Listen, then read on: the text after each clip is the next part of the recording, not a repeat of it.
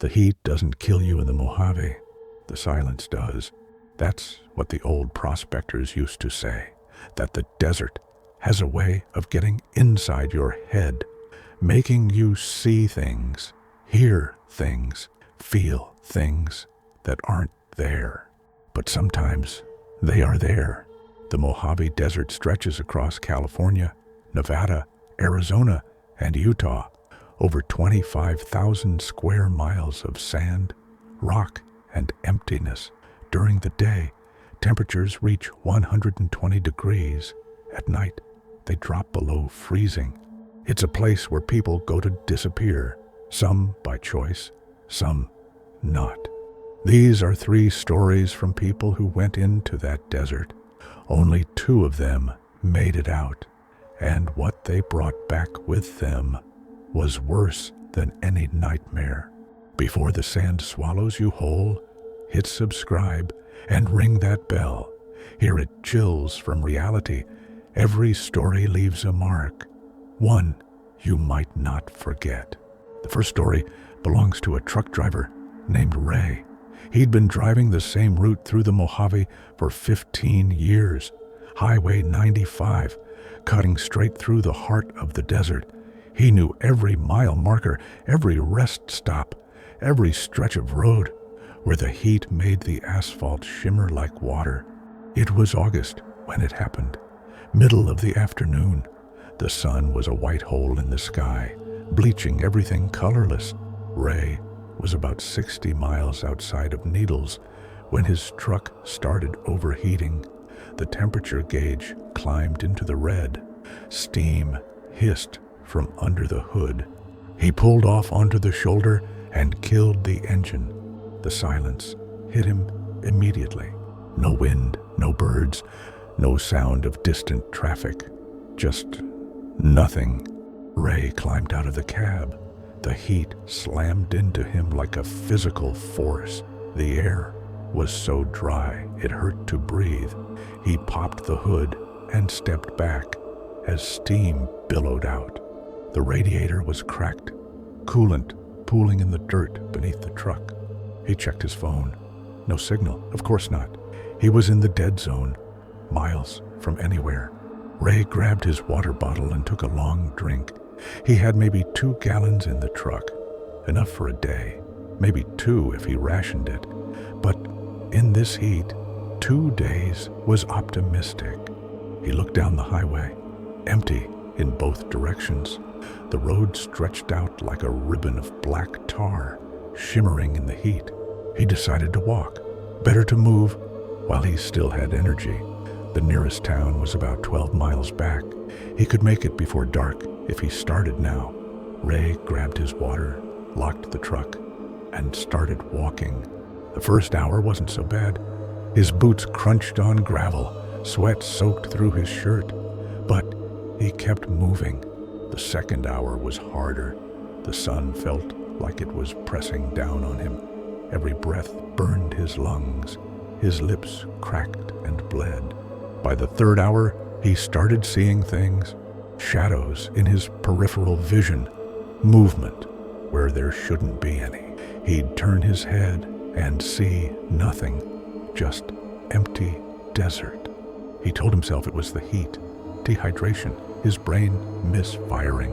But then he heard it. Footsteps behind him.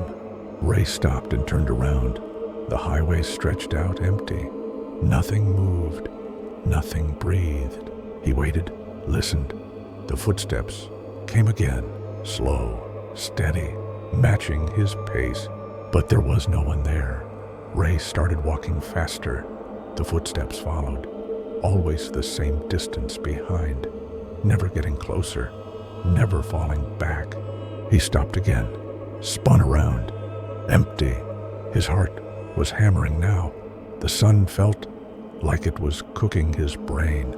He took another drink of water. His hands were shaking. He kept walking, tried to ignore the footsteps, tried to focus on putting one foot in front of the other. That's when he saw the figure, standing on the side of the road, about 100 yards ahead. Ray squinted against the glare. The figure was dark against the bright sand, human-shaped, just standing there. "Hey!" Ray's voice cracked in the dry air. "Hey, I need help!" The figure didn't move. Ray walked closer. 50 yards, 40, 30. The figure remained perfectly still. 20 yards. Ray could see it more clearly now. Tall, wearing dark clothing. Something was wrong with the proportions. The arms too long. The head tilted at an odd angle. 10 yards. Ray stopped. The figure was facing him, but where the face should be, nothing. Just smooth darkness, like a shadow standing upright. Ray took a step back. The figure tilted its head further, too far, at an angle that would snap a human neck. Ray ran. He didn't know if the figure followed, didn't look back, just ran.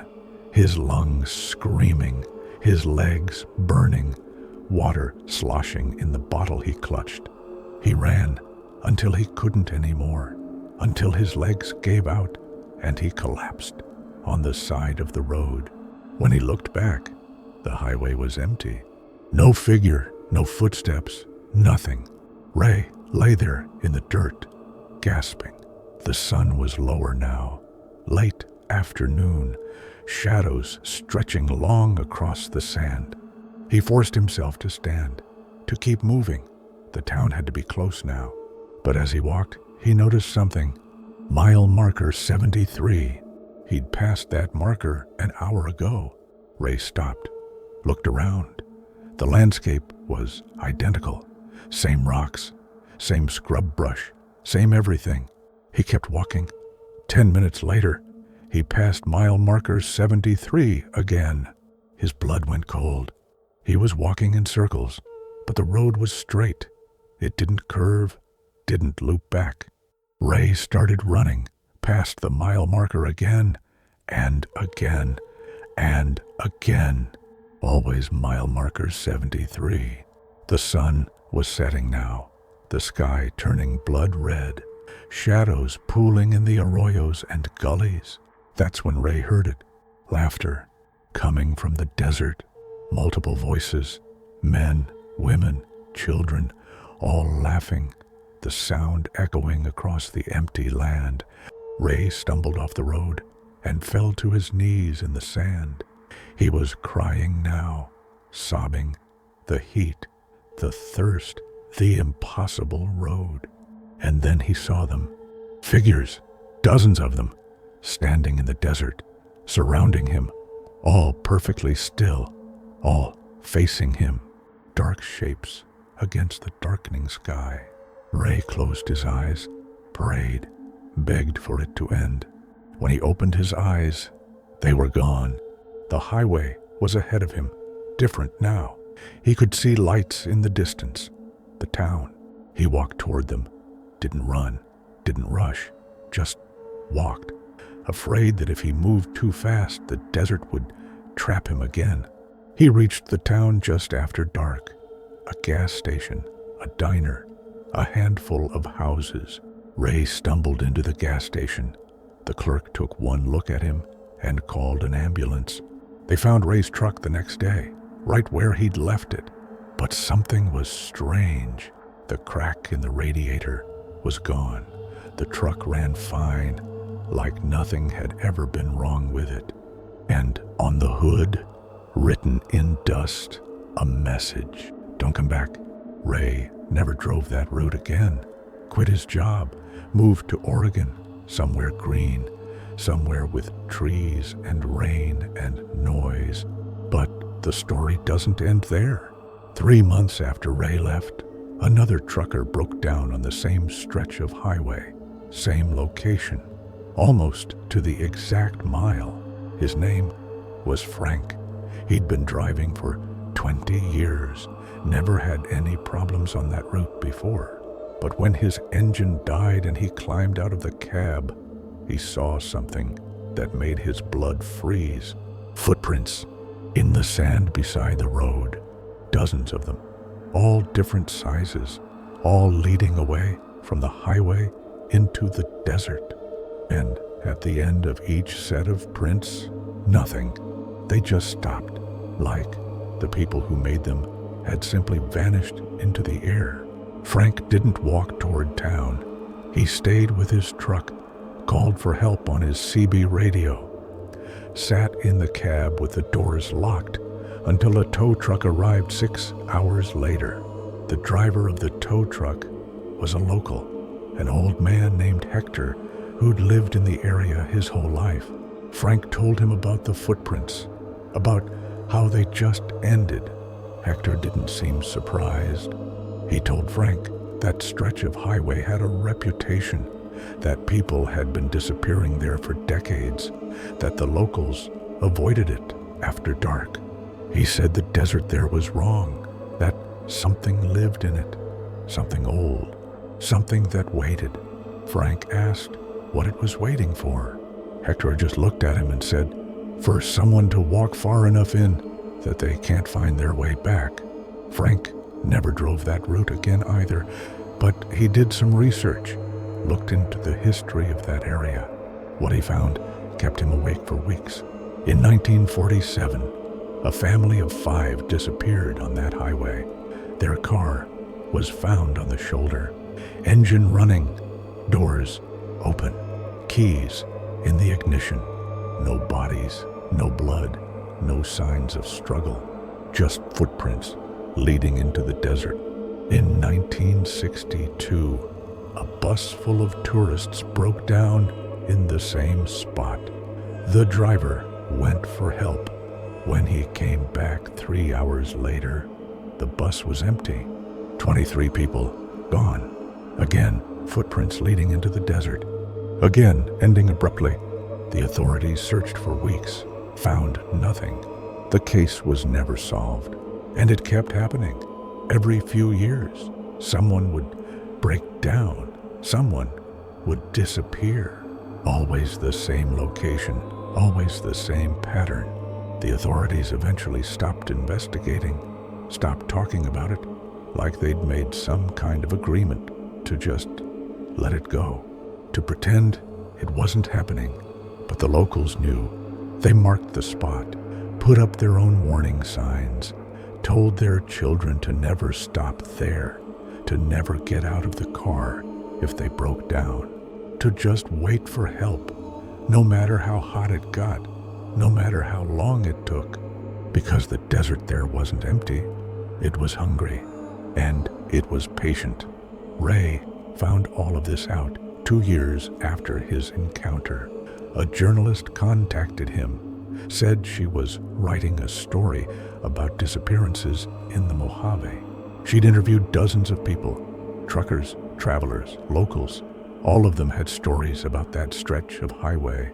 All of them had seen something. The journalist's name was Amanda. She wanted to visit the location, wanted Ray to come with her, to show her exactly where it happened.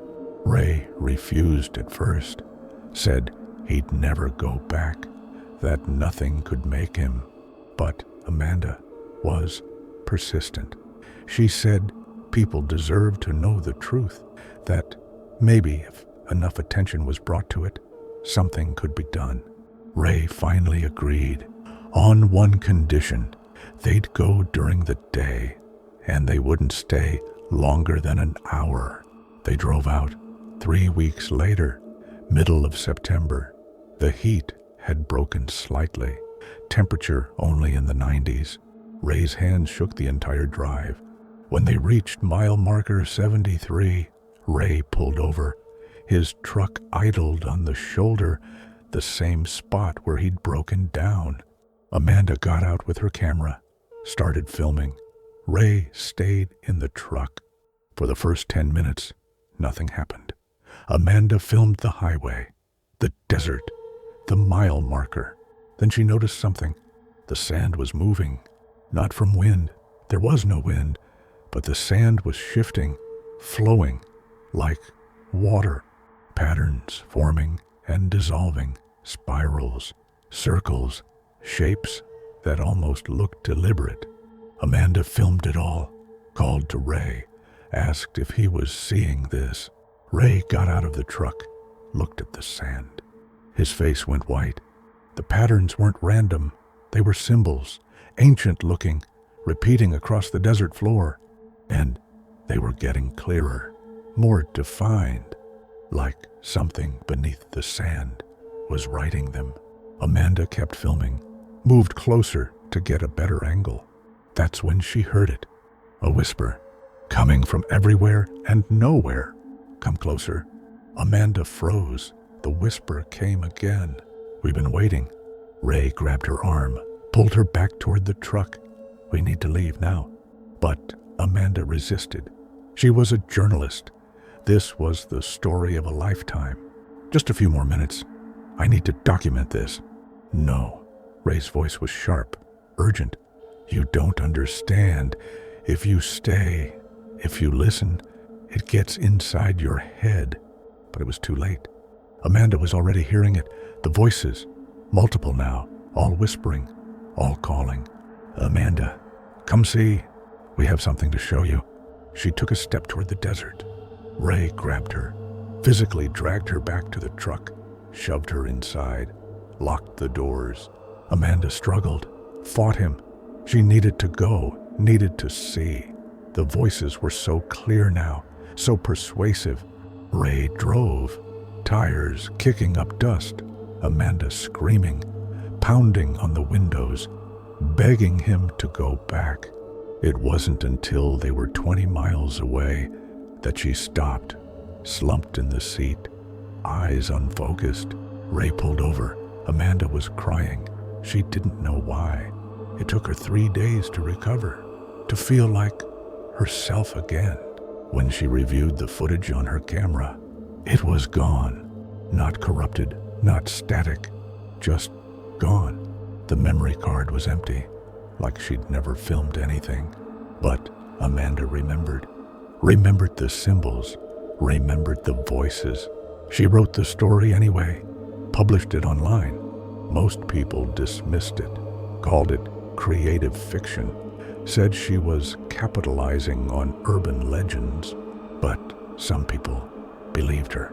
People who'd had their own encounters, their own experiences. They reached out, shared their stories, and a pattern emerged.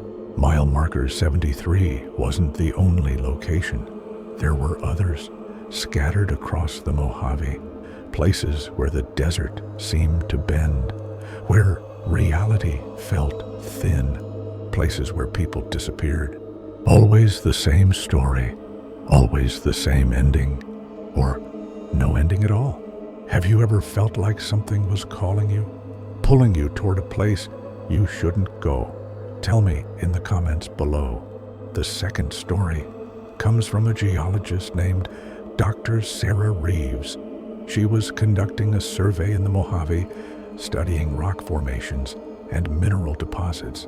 She'd been in the field for 2 weeks, camping alone in different locations across the desert.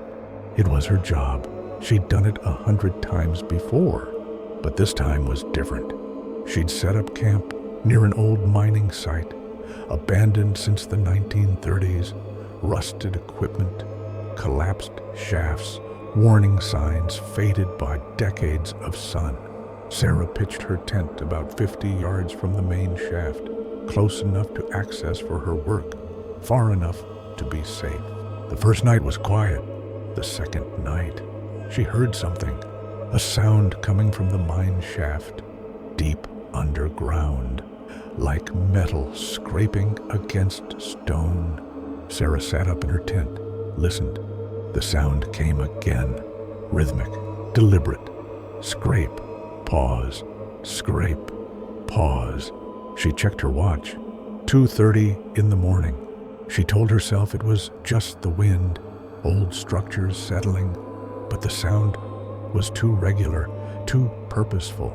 It continued for an hour, then stopped. Sarah didn't sleep the rest of that night. The next day, she examined the mine entrance. The shaft was sealed with old boards and chains, warning signs posted everywhere. Danger, keep out, unstable. But the boards were loose. Sarah peered through a gap. Darkness, cool air drifting up from below, the smell of earth and decay. She should have left, should have moved her camp, but she was a scientist, curious, rational. She convinced herself it was nothing. That night, the sounds came back, louder this time. Not just scraping, footsteps, climbing. Something was coming up from the mine. Sarah grabbed her flashlight and unzipped her tent. The beam cut through the darkness, illuminating the mine entrance. The boards were moving, being pushed from the inside. Sarah's heart stopped. She watched as the boards creaked and groaned, watched as something pressed against them from below, and then they stopped. Silence. Sarah stood there for 5 minutes, flashlight trained on the entrance. Nothing moved. She went back to her tent, grabbed her keys, started packing. She was leaving, right now. Didn't care that it was the middle of the night. That's when she heard the voice. Sarah, coming from the mine. Her name, clear, distinct. Sarah, help me. She froze. The voice sounded familiar, male, desperate. Please, I'm trapped. Sarah approached the mine entrance, against every instinct, against all reason. Who's there? Her voice shook. Sarah, it's me. Please. The voice was clearer now, and she recognized it. Her brother who had died 5 years ago in a car accident. Sarah, it's so dark down here. She knew it wasn't real, knew it was impossible, but the voice was perfect. Every inflection, every tone. Help me, please. Sarah reached for the boards. Her hands touched the rough wood, and something grabbed her wrist. From the darkness between the boards, a hand, cold, strong, pulling her toward the opening. Sarah screamed and yanked her arm back.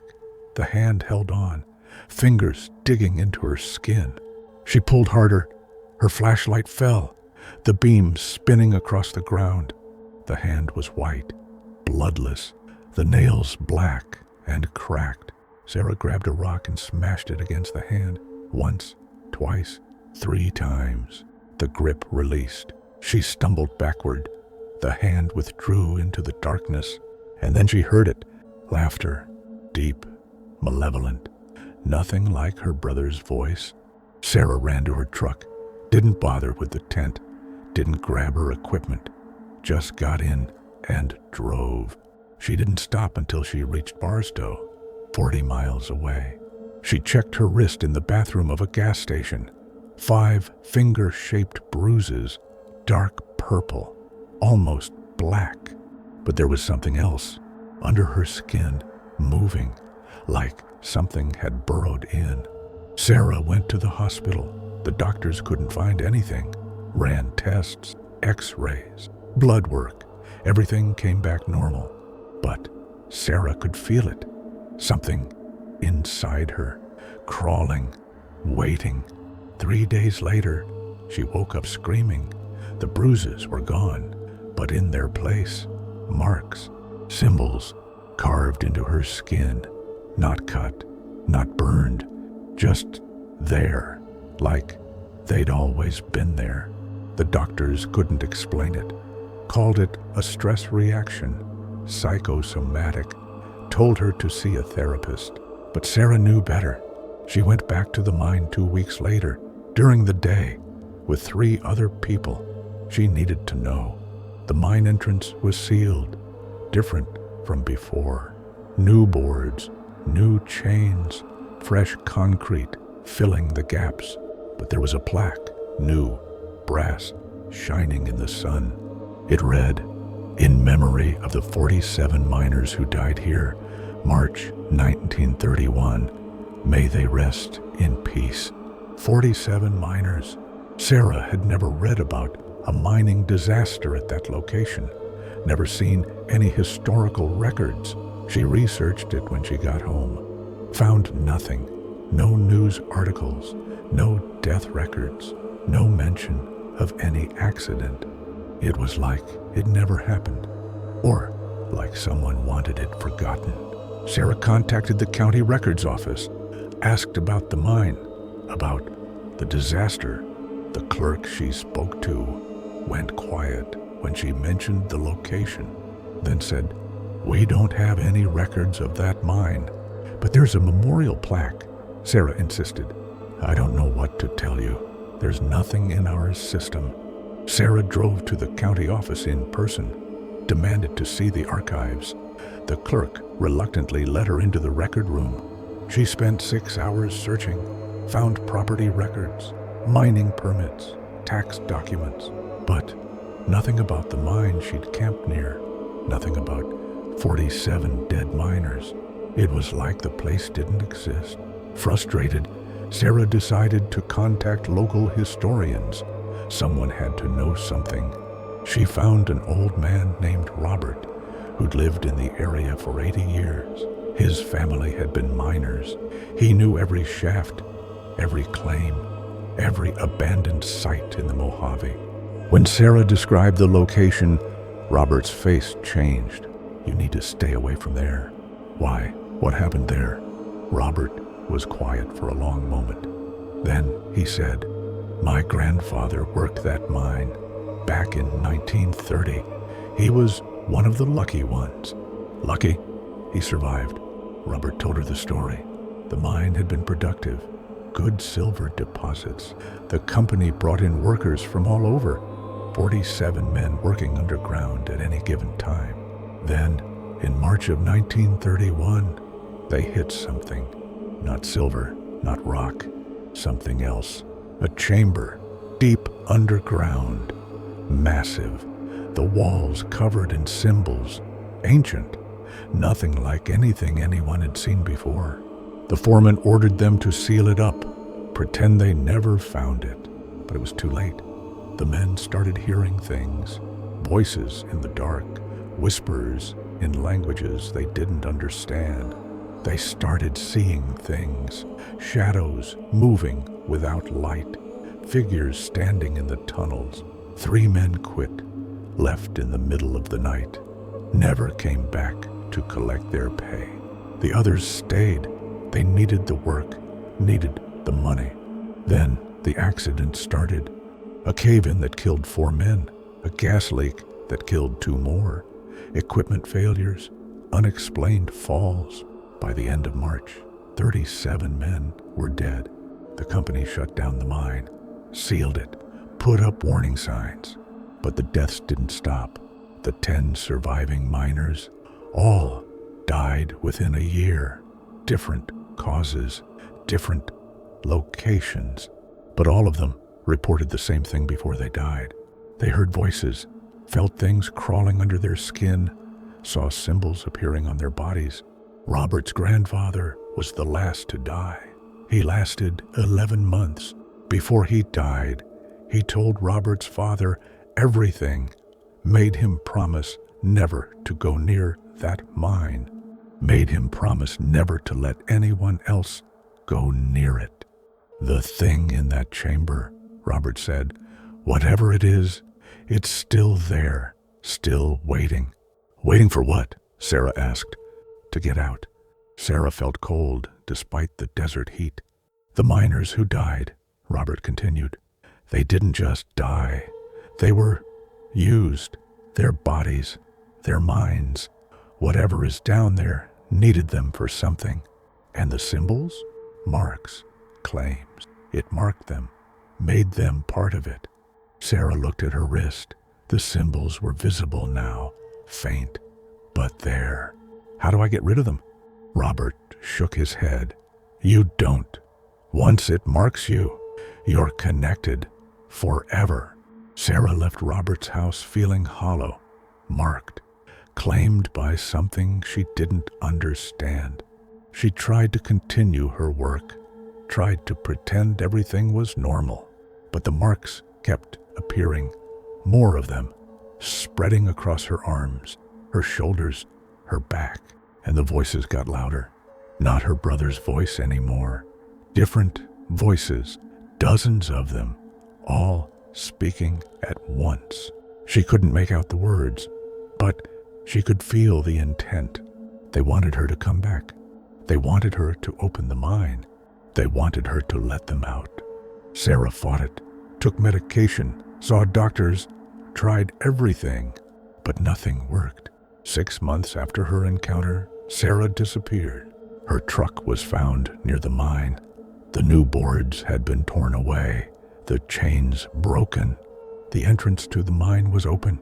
Inside, on the ground just past the threshold, her flashlight still on, illuminating the darkness below. Search teams went in, found nothing. The main shaft descended about 80 feet, then branched into multiple tunnels. They searched for 3 days, found no trace of Sarah. But they did find something else. The chamber Robert had mentioned. Deep underground, massive walls covered in symbols, and in the center of the chamber, bodies, 47 of them, perfectly preserved, like they died yesterday, not 90 years ago. All of them with the same symbols carved into their skin.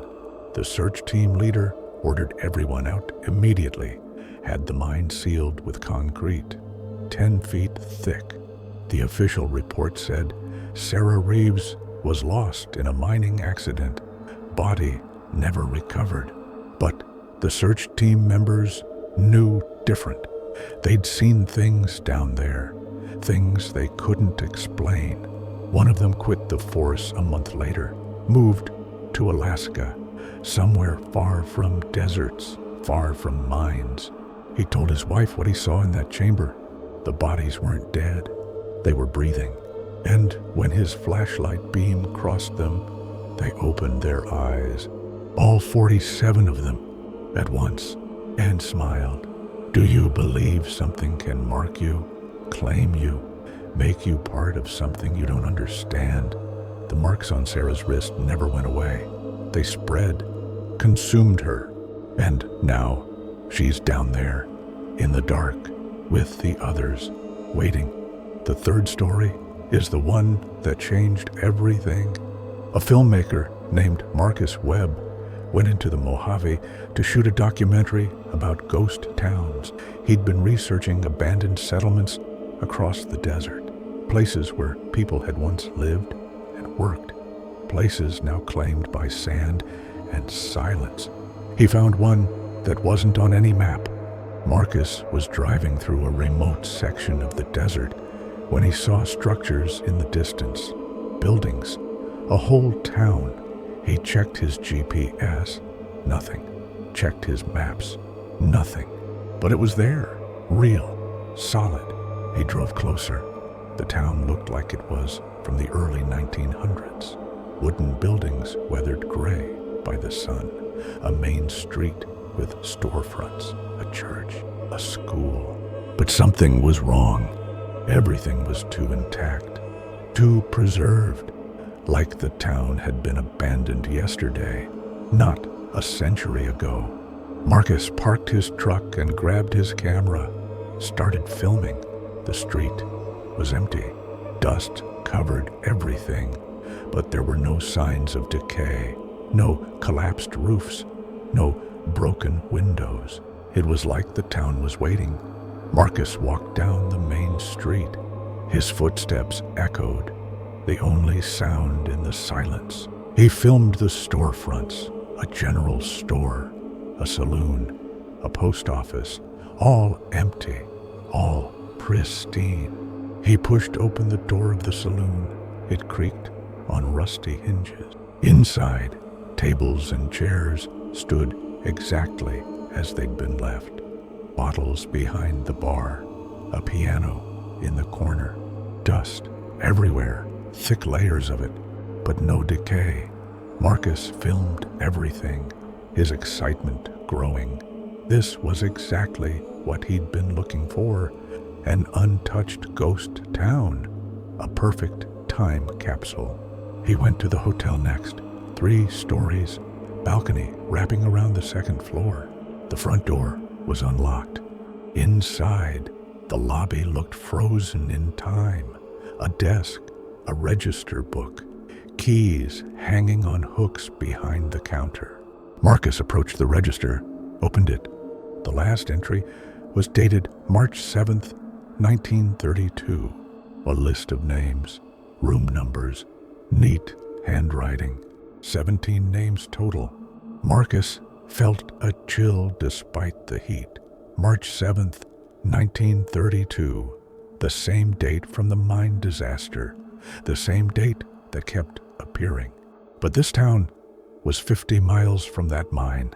No connection. Or was there? Marcus climbed the stairs to the second floor. The hallway stretched out before him, doors on either side, all closed. He tried the first door, locked. Second door, locked. Third door, it opened. The room was small. A bed, a dresser, a window overlooking the street, and on the bed, clothes, laid out perfectly, like someone was about to put them on. Marcus filmed everything, checked the other rooms, same thing, clothes on beds, personal items on dressers, like the occupants had simply vanished mid-task. He went up to the third floor. The hallway here was darker, the windows covered, less light. Marcus turned on his camera's light. The beam illuminated dust floating in the air. He tried the first door. It opened. The room was different from the others, darker, colder, and on the wall, writing, scrawled in something dark, brown, old, words, sentences, covering every surface. We saw them in the desert. They came at night. The sand is alive. Don't sleep. They take your dreams first, then they take everything else. Marcus's hand shook as he filmed. The writing covered the walls, the ceiling, even the floor. Hundreds of messages, all desperate, all terrified. And at the far end of the room, a door. Not to a hallway, not to a bathroom. Just a door in the middle of the wall. Marcus approached it slowly. The camera light played across the surface. The door was wooden, old, a handle made of tarnished brass. He reached for it. His hand touched the handle, and it was warm. Marcus jerked his hand back. The door was warm, in a room that was ice cold. He heard something, a whisper, coming from behind the door. Open it. Marcus stumbled backward. The camera fell from his hands, the light spinning across the floor. Open the door, Marcus. How did it know his name? We've been waiting. Marcus grabbed his camera and ran down the stairs, through the lobby, out into the blinding sun. He got in his truck and drove, didn't look back. But as he drove away, he glanced in the rearview mirror. The town was still there, but something had changed. People were standing in the street, 17 of them, all facing his truck, all perfectly still. Marcus blinked, looked again. They were gone. He kept driving, 5 miles, 10, 20. When he finally stopped and looked back, nothing, just empty desert, like the town had never been there. Marcus got out of the truck, walked back along the road, looking for any sign of the town. Nothing. Sand, rock, scrub brush. No buildings, no street, no town. He checked his camera, reviewed the footage. At first, static. But then, as he scrolled through, images, brief flashes, frames of video that shouldn't exist. The 17 people standing in the street, closer now, their faces clear. Empty eyes, skin gray, mouths open. All of them identical. All of them wearing the same expression. Hunger. Marcus deleted the footage immediately. Didn't want to see more. Didn't want to know. But the images stayed in his head, burned there. He tried to find the town again. Spent 3 days driving through that section of desert. Never found it. It was gone. Or maybe It had never been there. Marcus uploaded his story online. No footage, no proof, just his testimony. Most people didn't believe him, called it a hoax, a publicity stunt for his documentary. But then others started coming forward. People who'd seen the town, people who'd driven past it, people who'd stopped, looked around, and left. All of them described the same thing, the same buildings, the same perfect preservation, the same door on the 3rd floor. And all of them said the same thing. They heard their name coming from behind that door, asking them to open it, asking them to come inside. One person who came forward was a woman named Jennifer. She'd seen the town 5 years before Marcus had even gone inside. She'd climbed to the 3rd floor, found the room with the writing, found the door, and she'd done what Marcus didn't. She opened it. Jennifer agreed to meet with Marcus to tell him what she found. They met at a diner in Barstow. Jennifer looked tired, worn, like she hadn't slept in years. She ordered coffee, didn't touch it. "You want to know what's behind the door?" she said. Marcus nodded. "I've spent 5 years trying to forget, trying to pretend it didn't happen." "What did you see?" Jennifer was quiet for a long moment. Then she said, "The desert." "What?" When I opened the door, it led to the desert, but not the one outside, a different one. She described it, a vast expanse of sand, but the sand was black. The sky was wrong. Too many stars, stars that moved, and in the distance, something massive, something that defied description. "It wasn't a building," Jennifer said. "It wasn't a structure. It was alive, breathing, watching." "Watching what?" "Us. Everything. It's been there forever. Waiting." "For what?" "For someone to open enough doors, to weaken the barrier enough." Jennifer explained that the town wasn't real. It was a trap, a lure. The thing in that black desert created it, used it to draw people in. Every time someone opened the door, the barrier got thinner. The thing got closer. "How many doors are there?" Marcus asked. "I don't know. Dozens, maybe hundreds, scattered across the Mojave."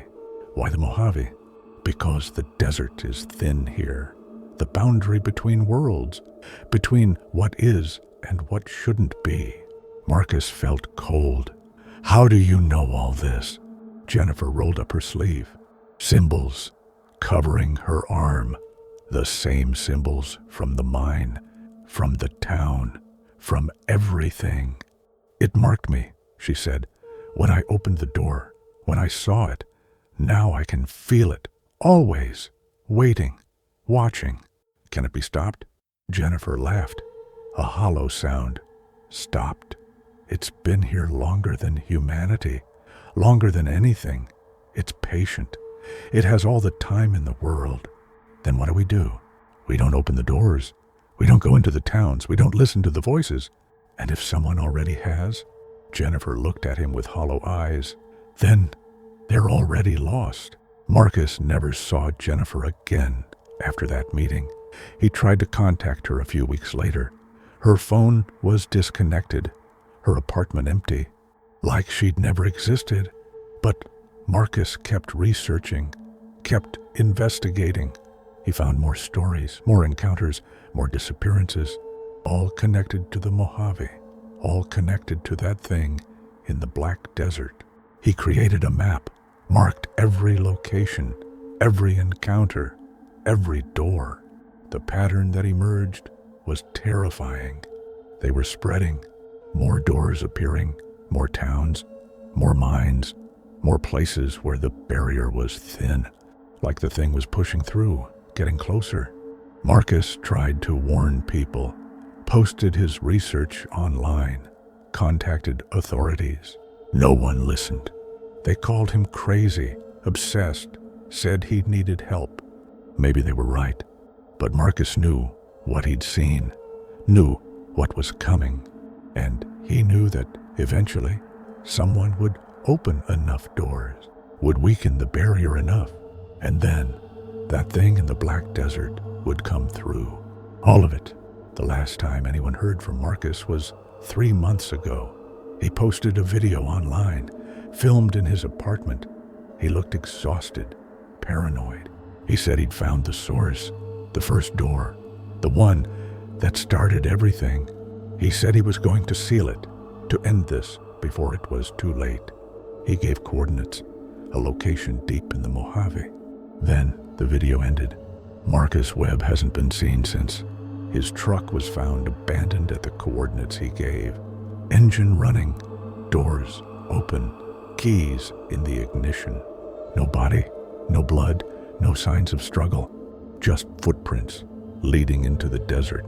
And at the end of the prints, a door, standing alone in the sand, wooden, old, a handle made of tarnished brass.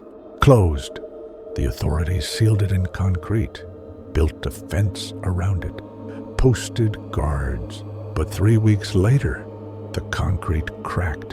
The door was open, and the guards were gone. If this story made your heart race, hit that like button and subscribe. Because here at Chills from Reality, the fear doesn't end when the story does.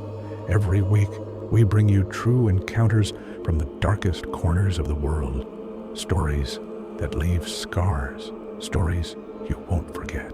The sun is setting over the Mojave, the shadows growing long across the sand, and somewhere out there, more doors are appearing. More barriers are weakening.